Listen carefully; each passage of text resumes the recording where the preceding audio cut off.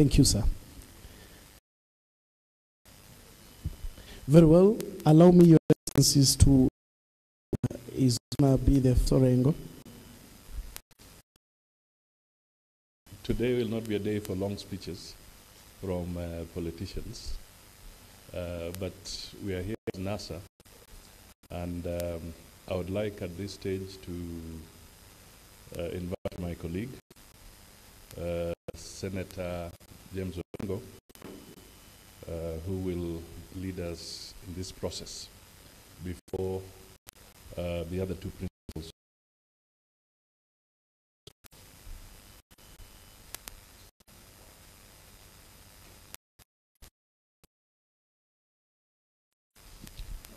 Ladies and gentlemen, I apologize for keeping you a little bit too long, because we should have started at 11. But we are gathered here for a very important function. And in the year 2000, the Kenyans made a decision in to determine how they are going to be governed.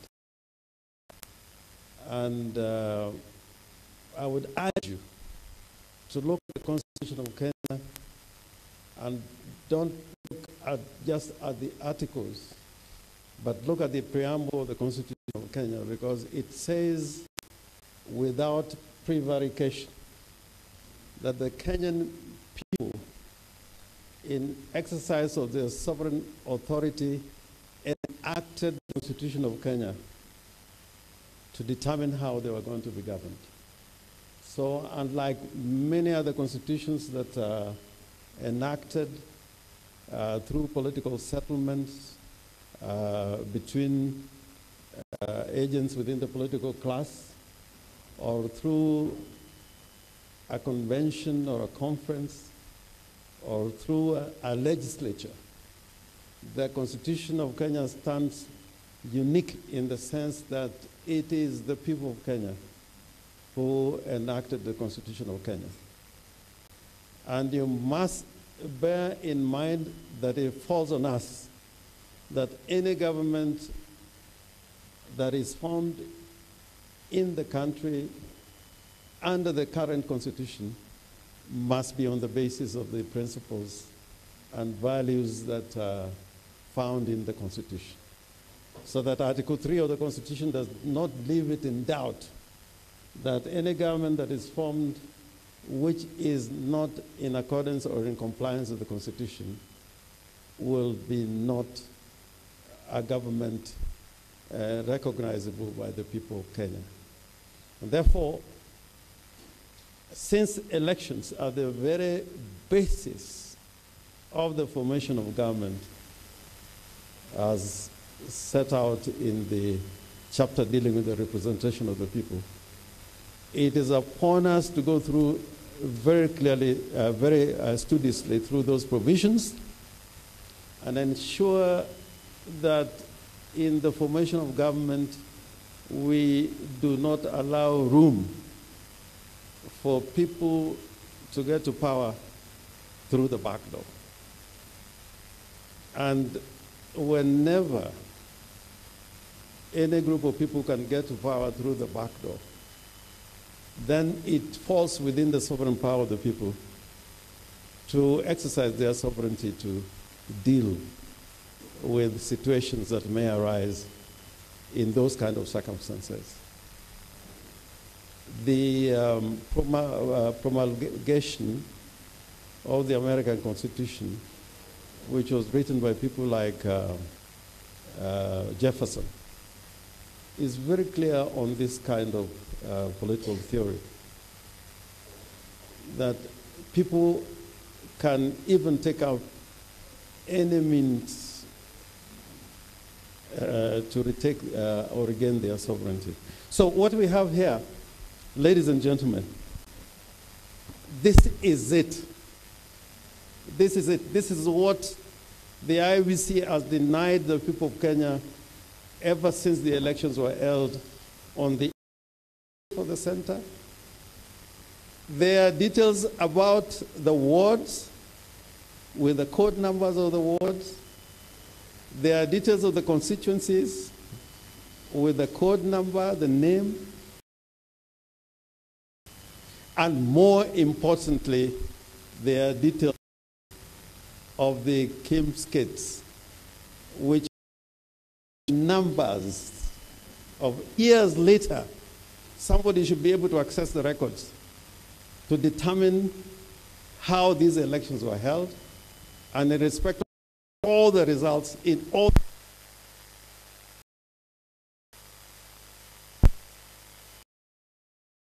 The Maina Kai case, which the Supreme Court has approved in several decisions, says the true locus for voting and announcing and declaring results of the elections are in the polling stations. And we have the results from all the polling stations. And those results are as they were contained in Form 34A before they were transmitted and when they were transmitted to the cloud. Our technical people are going to explain that. These results, we want to tell the Kenyan people that if the IEBC would have the courage to open the servers, because if they open the servers, not just a read-only, but a full disclosure and access to what is in the servers, you'll find in every material particular, those results will be consistent with what we have in this document. And it will be explained to you. It was an election which had legitimacy as compared to the elections which took place on the 26th of October 2017, in which less than 25% of Kenyans participated.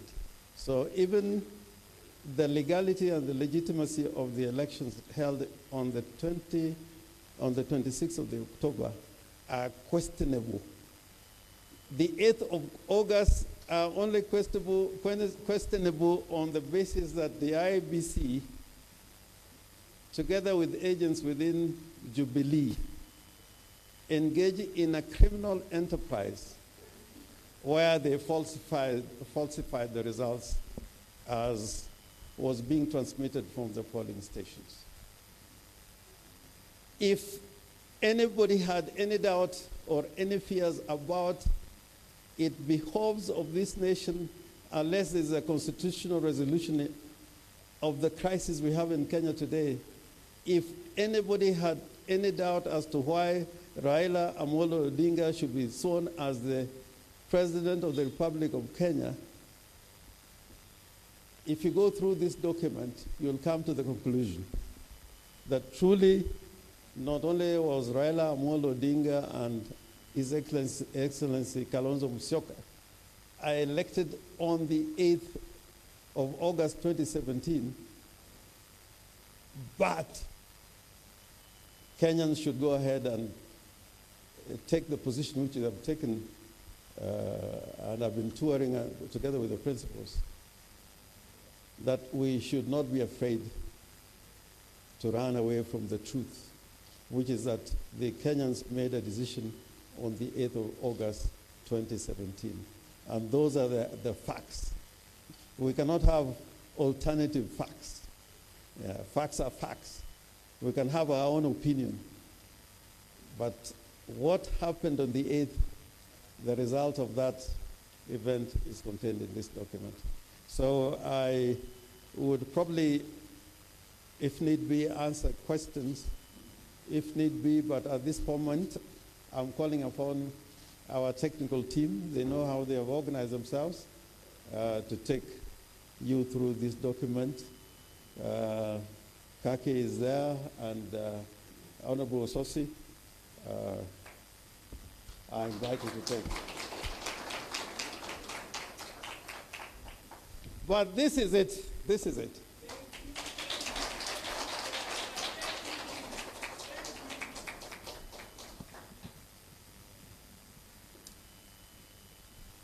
Our presidential candidate, Honorable Raila Amolo Odinga, our Deputy President, Honorable Kalonzo Musyoka, our Principal and my party leader, Honorable Musalia Mudavadi, all guests who are here today, Amjambo. Now, today is a very historic day for this country. And as a technical people, we are going to unmask the truth of what happened on the 8th of August, 2017. My name is Godfrey Osotsi. I am a nominated member of parliament on ANC, which is a party within the NASA. But today, I am here as an IT expert. I have been practicing IT for the last 16 years as a scholar, as a practitioner, and as a global expert, being a member of the famous Institute of Electrical and Electronic Engineers Computer Society, which is the largest international grouping of IT experts globally. So what we are going to talk about here is serious business, technical business that we have gathered since the 8th of August. So without taking your time, I will dive into the presentation. So basically our presentation is going to cover the 4 areas. We are going to release the server information. And as Honorable Orengo has said, this information is uncompromised, authentic information. We are also going to tell you how we got it. We are also going to demonstrate to you what happened. What happened, because we have been talking about hacking. How did it happen? And then finally, we are going to tell you the authentic result and who was the winner of the August 8th presidential election.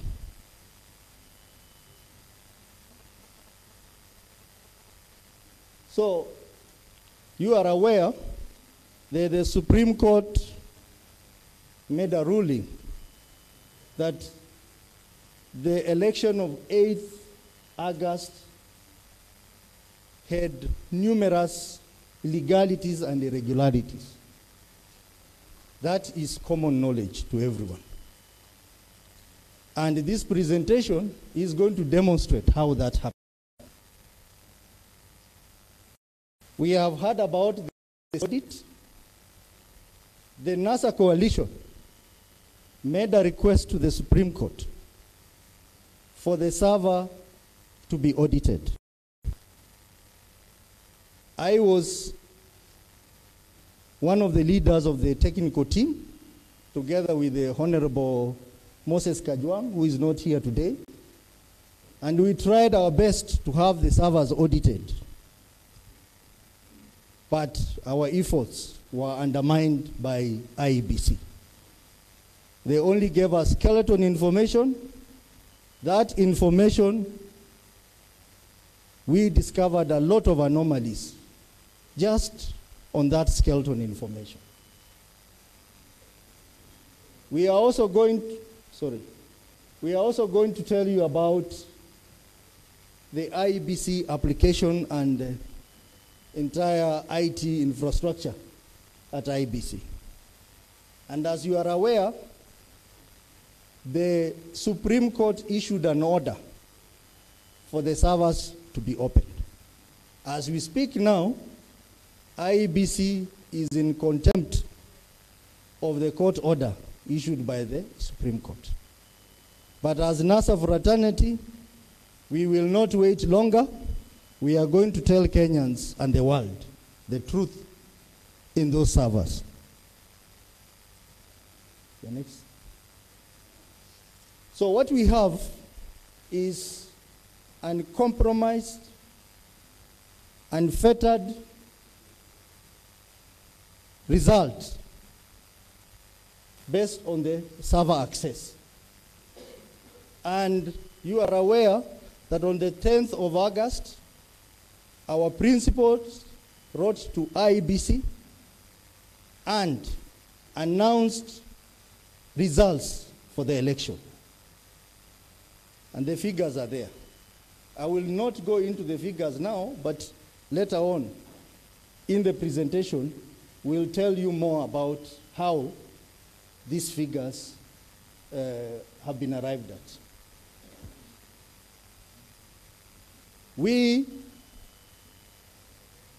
have the results of the 2017 presidential election to the details. From every polling center, over 40,000 polling centers. And those who understand the IT technology, data is usually stored in a database. And the database of IEBC has the following fields. It has the polling station name, the polling station code, the polling center name, polling center code, the county assembly ward name, the county assembly ward code, constituency name, constituency code, county name, county code, and most importantly, the EVID serial number.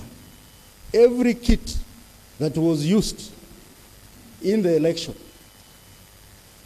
the data was captured, indicating the serial numbers of those kits. And then the names of the candidate and the results. So we have data from every polling station in this country. And this is just a sample of the data. As Honorable Rengo has said, we are going to unveil this data to the media. This is the data indicating every polling station and how the presidential candidates fared.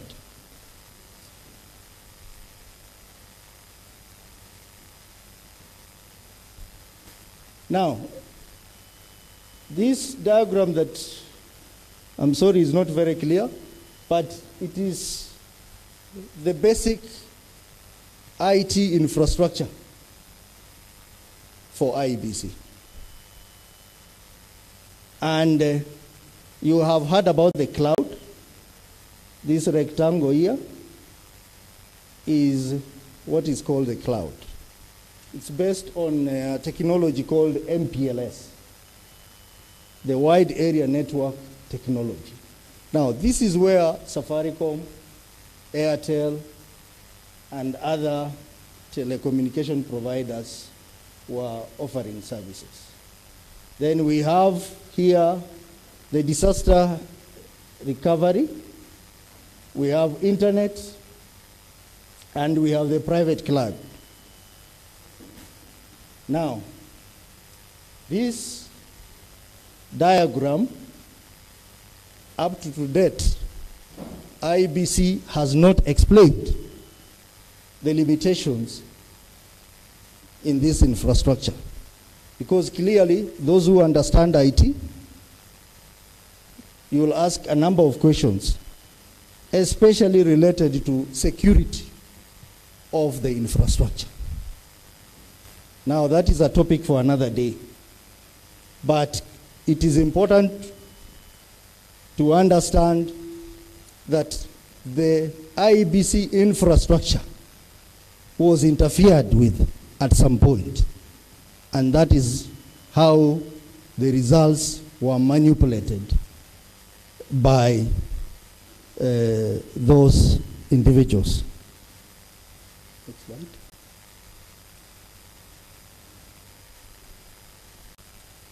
Now I'll show you some diagram here.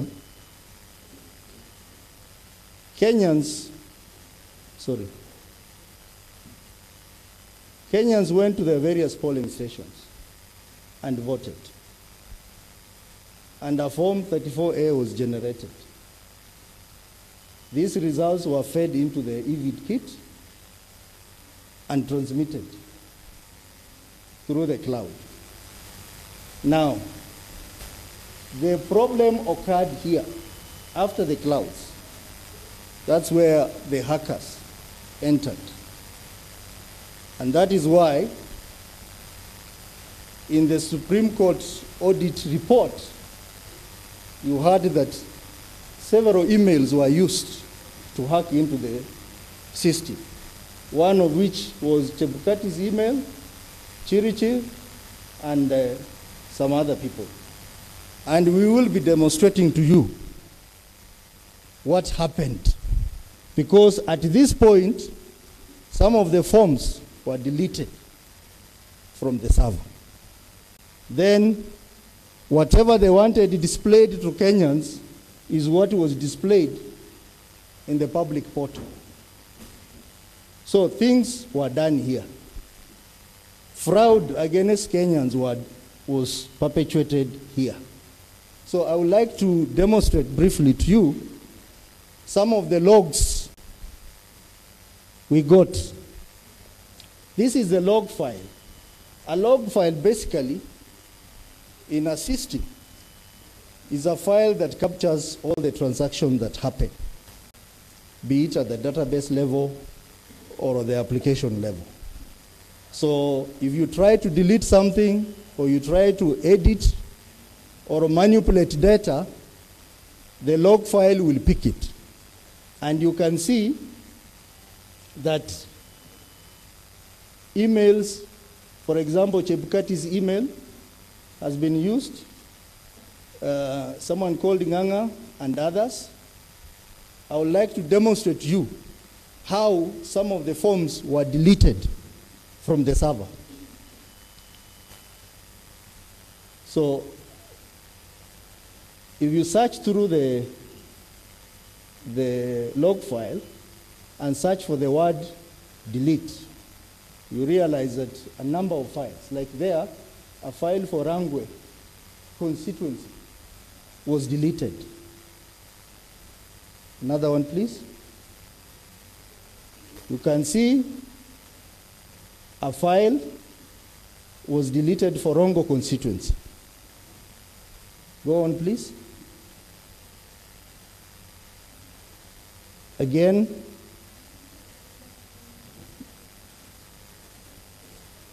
you can see some people had access, anonymous access to the system, not logged in. Nyakach constituency was deleted. And as we go on, we will be showing you the variances in the data. The deletion was done so that they can vary the data. Gishugu constituency, go on please. Seme constituency,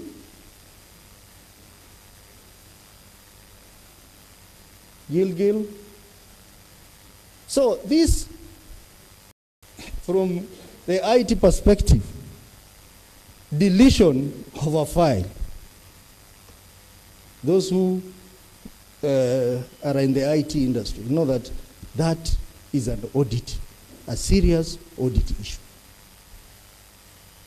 Files are never deleted that easy. If you want to make a change to a document, that change must be done within the confines of the system, not to go to the database and delete the files physically. So you can see clearly, go back to the diagram, please. This is where things happen. And Kenyans can remember in a letter from Chebukati, to Chiloba, the CEO of IBC. He pointed out that his email was used to access the system, and he did not give authority. That is there. The question is, how many other people accessed the system that we are unable to determine because we were not given all the logs by IBC? You know, it is possible many other people may have gotten unauthorized access to the system. After they had done their fraud, the data was now displayed on the portal. So what we have on the portal is not the results of the election. It is manipulated data. What we are going to give you today, it is the uncompromised and authentic data representing the free will of Kenyans who went to the polling station to vote, and not what IBC showed us on their portal. Go on, please. So I will demonstrate to you the variances, sample variances between the data on the EVID and what IBC announced to Kenyans on the Form 34C. For example, Mombasa, we are comparing two candidates, Uhuru Kenyatta and Raila Odinga. Now, IBC announced 99,190. The EVID for Uhuru Kenyatta was 90,935. Clearly, you can see there was a variance of 9.08%. For Raila Odinga, IEBC announced 238,809, but the EVID was 278,172. A variance of 14%. So negative 14%.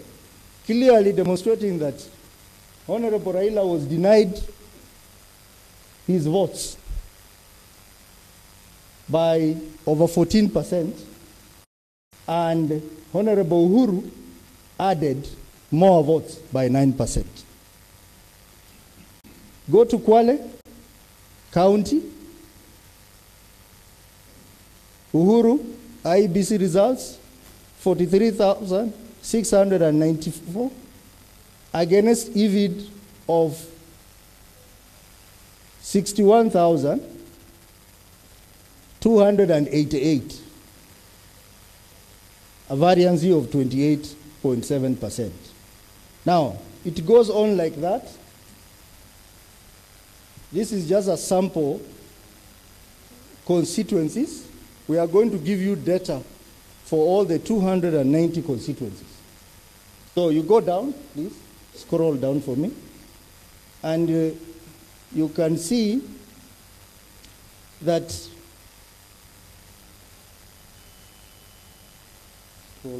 right, the totals here now. For, you can see the totals for Uhuru Kenyatta. The total for this sample of constituencies is 937,615. Those are IEBC. The EVID, sorry, go down. 838, 266. We have this variance of over 100,000. For Raila Odinga, again, you see the negative variance of about 176,000. Now, that was a scheme of things which ended up denying Honorable Raila Odinga votes in some places and giving Honorable Uhuru votes in some places.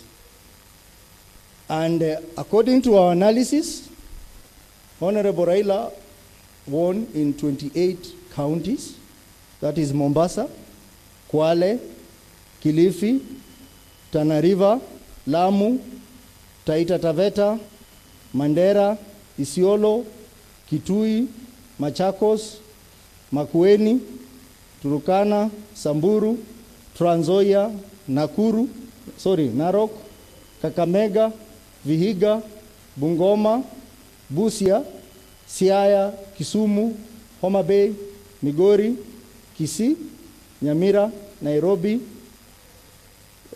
prisons, because he didn't have a county for the prisons, and then diaspora. Those are 28, basically 26 constituency, 26 counties, prisons and diaspora. Honorable Uhuru won in 21 counties: Garissa, Wajir, Marsabit, Meru, Tharaka Nithi, Embu, Nyandarua, Nyeri, Kirinyaga, Murang'a, Kiambu, West Pokot, Uasin Gishu, Elgeyo Marakwet, Nandi, Baringo, Laikipia, Nakuru, Kajiado, Kericho, and Bomet. So if I win in 28 counties, as the two special ones, and the other person wins in 20, those are questions that Kenyans. Now, from our EVID analysis displayed here, as we said, these results are uncompromised and authentic. Raila Odinga got 8,104,000 of 50.215 representing. So clearly, not even need, because our constitution is very clear, to become a president.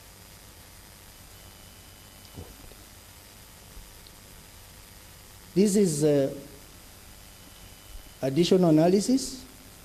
The total number of votes cast was 16,163,713. The spoiled votes were 30,458, and the valid vote was 16,133,255.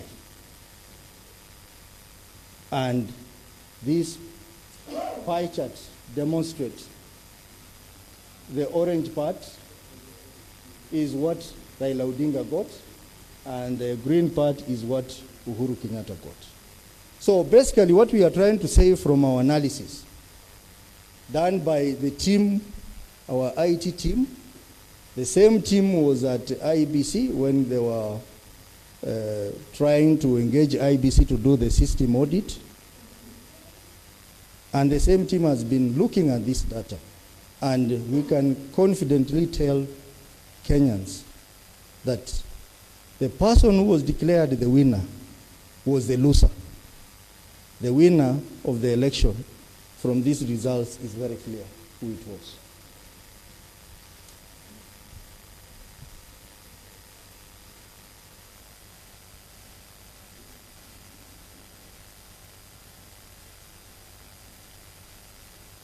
So we had demonstrated this data to you earlier and said we have this breakdown for every constituency. And even if you want every polling station, the data is available, so that you can look at the fraud that was perpetrated against the people of Kenya. Go on, please. Now, having seen the results, the question is who won? We now have the answers. Who won the election? The second question is, what do we do? we need to seek for electoral justice. How do we proceed? Now and in future, this country needs serious electoral reforms, because this kind of thing cannot be allowed to go on, because we cannot get our people to polling station to vote only for the results to be stolen. So that basically summarizes our presentation, and I'm sure there will be a session for question and answer, which will be guided by the Honorable James Orengo. Thank you.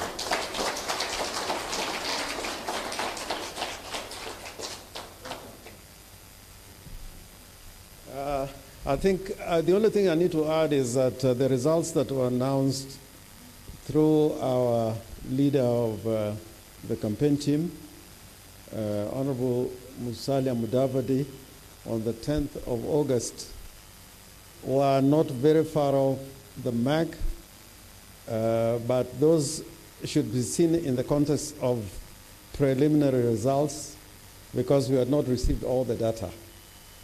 But what we have today confirms that announcement that was made by Honorable Musalia Mudavadi on the 10th of August.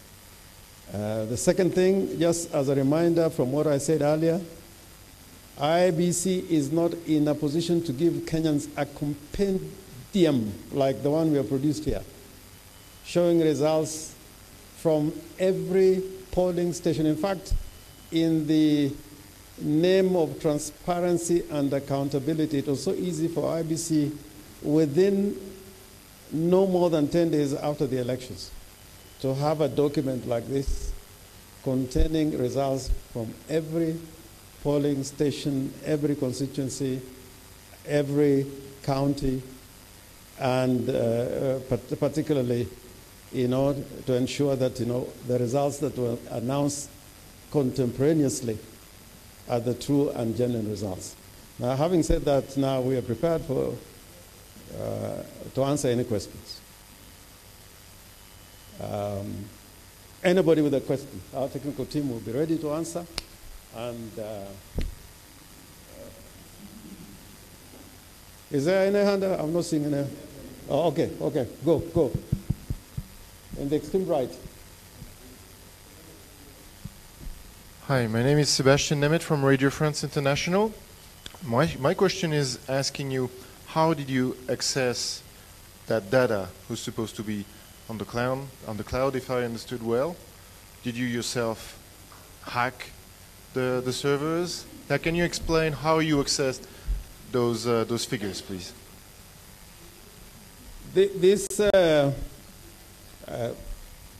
Let me answer it, because probably it's also a legal question. All that I can say is that this information is from the server, and it is authentic. And the only way you can rebut it is by IEBC producing information from the server. Because the law of evidence is that if you have the primary information or evidence, the legal duty is upon you to produce it. And the Kenyan law requires, in the name of accountability, for them to produce it. But now that 5 months after the elections they have not produced it, we have now confronted with them with that information. And this is genuine, authentic information, which if today they just open the server for every Kenyan just to access, you will get the same information that we have. And just to add that, we are not in the business that Russians are in the United States. But even what they do, in those quarters are taken seriously. But in Kenya, you can steal an election like this and we are just quiet. You can steal Eurobond and we're just quiet. So something needs to be done. Do you want to add something? And that question also we are asked by the observers. We did answer those questions about source of our information, and we gave it. John Kerry And Becky, they're all there when we gave all this information. My name is Ken Mijungo. I work with NTV. That was my first question that has been answered. My second question is this: with this kind of data that you have you confronted the IEBC? And if you did, what was the kind of response? Then secondly, you word on this, we might take it. But now the question goes back to the August 8th and the court process that followed. The election was nullified. This is true as to your word, but what happens then? How do we take this forward? Is it true what you're doing right now? You know, we confronted IEBC with this information on the 10th of August. And we told them, just open the information in the servers. In fact, I remember Honorable Musalia Mudavadi said that if you can open the servers and give us the information in there, we will not trouble anymore. We will not even go to court. And that information has not been forthcoming up to now. But since then, through the court process and subsequently in our engagement, we have confronted IEBC with this information. And you know what? IEBC is very ready to give you this kind of information in relation to the elections that were held on the 26th of October. If you ask them, they will give it to you. That election between Uhuru and Kenyatta, they'll give you the information. But the one on the 8th of August up to now, they are not going to give it to you because they know what is there. As to the court process, if you look at Article 140 of the Constitution, the contestation in court was the validity of the election of the president-elect. That is the jurisdiction of the court. Was Uhuru Kenyatta validly elected? And the answer was that, he was not validly elected. But that law has since been changed. The courts have jurisdiction where they find that the numbers show a clear winner. Then you need not go to a by-election. And even from the elections that were held in 2013, those that are contested in the courts, where the court found that they could determine who the true winner was, by-elections were not held. But the Supreme Court here shied away from undertaking that full inquiry. And as to the way forward, that is a question that will unfold as soon as we finish this press conference. Sophia Wanuna, KTN News. You, during the presidential petition hearing, as senior counsel representing NASA, argued that those numbers did not count in that election because the process was irregular. That was your argument in court. And the judges found in your favor annulling that election. But today you now find that these numbers indeed stand. How do you reconcile the contradiction of your argument during the presidential election petition and the numbers you present now? And number two, the election was annulled, went to another election. Hasn't this been overtaken by events because the same Supreme Court upheld the second election? So how does the country backtrack to now stand to what happened on the 8th of August and the subsequent ruling and the election following and the swearing on the president? How do we deal with all of those developments? You remember during the petition, there was an scrutiny by the registrar of the Supreme Court. The good lady did a thorough job, and all that she did, because 40,000 from 34 is within that time confine, it was not easy to go through all of them. So they decided to look at a few of them together with Form 34Bs. Now, there was a lot of errors found in those Form 34Bs, representative of about 5 million votes. But Form 34Bs are generated from 34As. So 34Bs gave the Electoral Commission opportunity to begin to rig the documentation. Because it's a secondary document. The primary document was the Form 34As.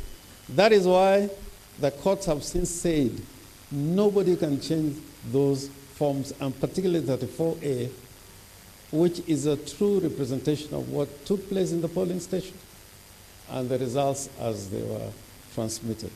So in answering the question which was before the court, was President Uhuru Kenyatta validly elected? The court was simply saying, from what we are seeing from the returns of the elections, from the records which are available, President Uhuru Kenyatta was not validly elected. That was the question before the court. And that's why people frame the issues before the court. So it shied away from determining the more important question as to who really won the elections. That was not a question before the court, although in our arguments we addressed it. Is it too late? It is not too late, because there are best practices. Elections have universal standards, and that is why in a country like South Africa, which went to war, in every subsequent election after Mandela was elected president, including when he was elected, you rarely hear of any strife after elections, because the institutions there do a good job. Even the rand, the value, climbs up every after election, because there's confidence in the system. Here, the opposite happens, because we have not stopped committing those crimes of interfering with the electoral process. And the question that I must ask you, Sophie, in an election in which only 25% of the electorate vote for a winner, and knowing that the elections are the very basis of formation of government, would such a government have the legitimacy to continue to hold, to hold on to power, without addressing the question that arose in the first elections, where there was more than 80% of the people turning out to vote? In other jurisdictions like Nigeria,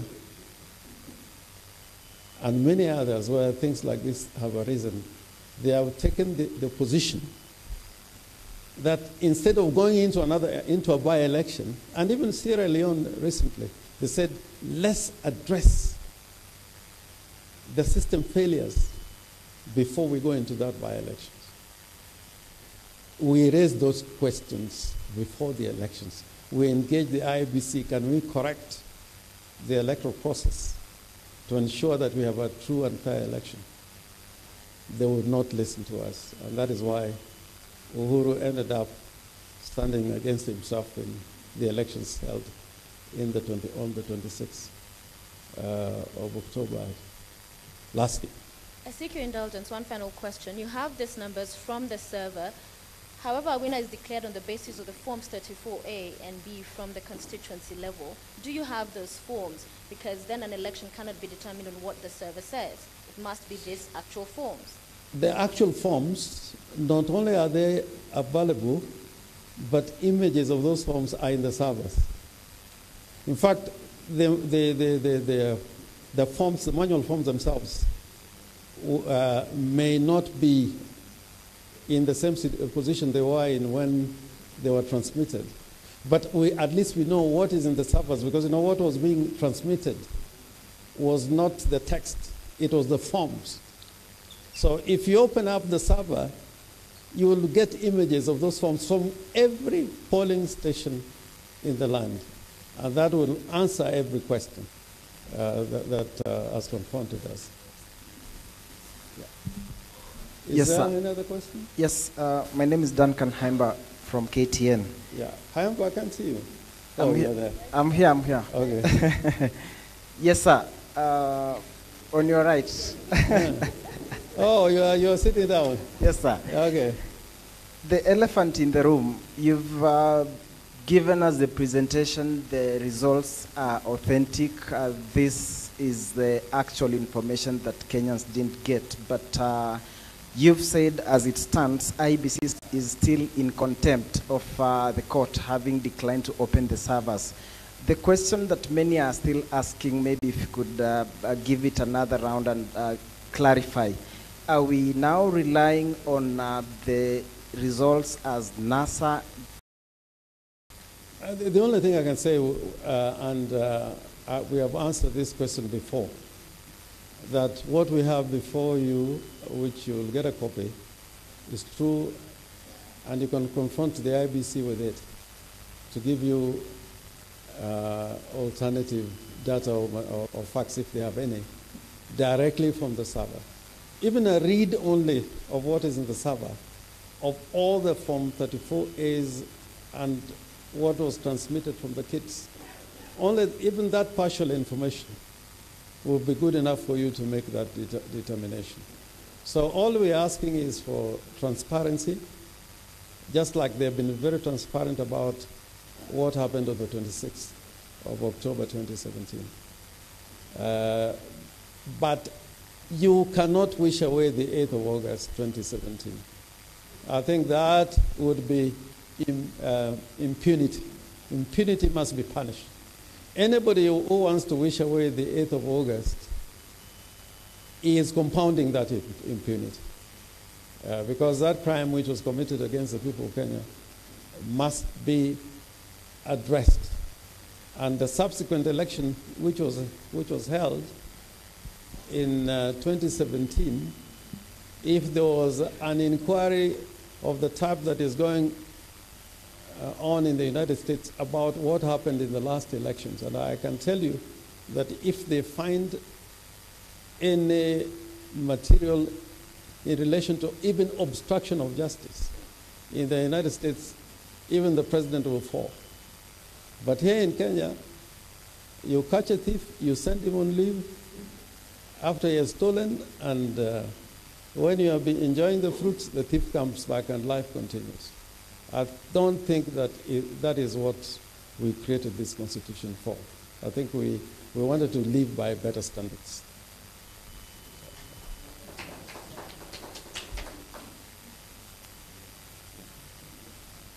Yeah.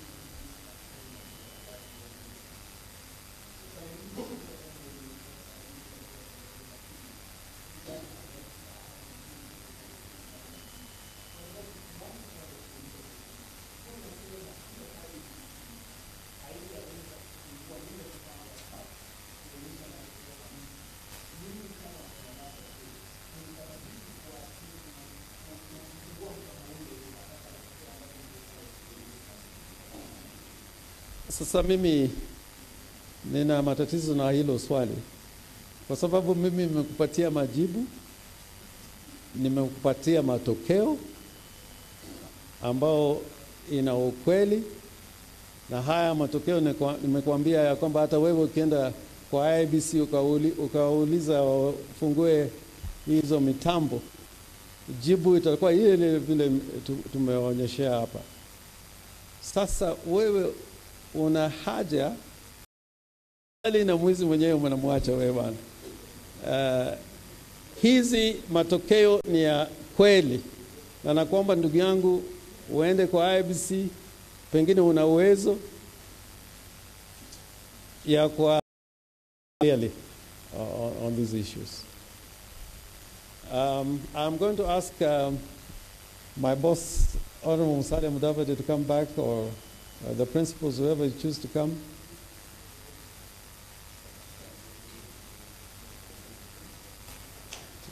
Yeah.